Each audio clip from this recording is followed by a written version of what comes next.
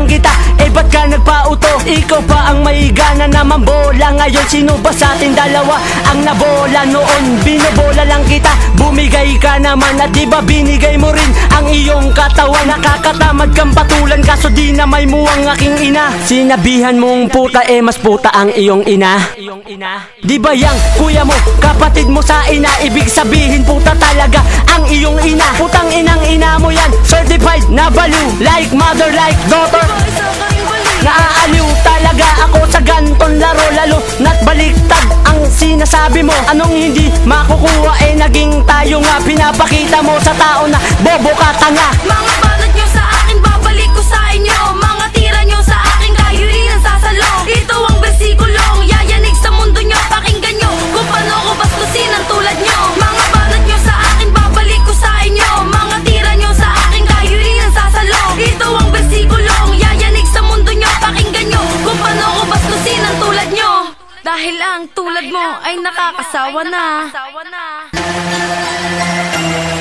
Baliktad ata, ikaw yata ang pinagsawaan ko. Tulad mong biyat shit pinaglaruan ko. Totoo naman na ginamit lang kita, bakit hindi mo mapuna na binaboy lang kita? Bali-baliktarin mo man, ikaw pa rin na nasaktak. Tumira ka dahil hindi mo tanggap na pinaglaruan ka ng lalaki na hindi naman kagwapuhan. Eh ba't pumatol ka? Yan ang malaki mong kasalanan.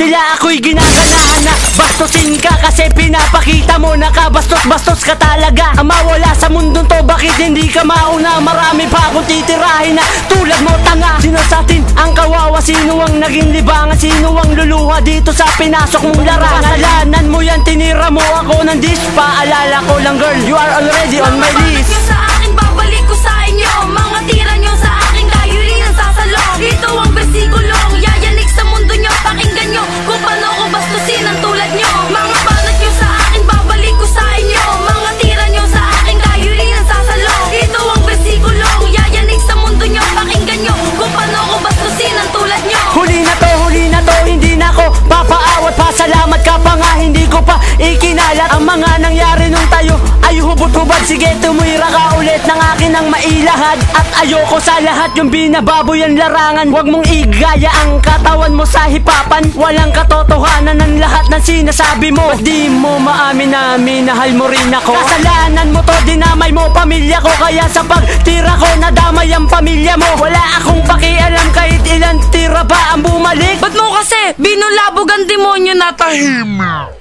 Mga banat nyo sa akin, babalik ko sa inyo. Mga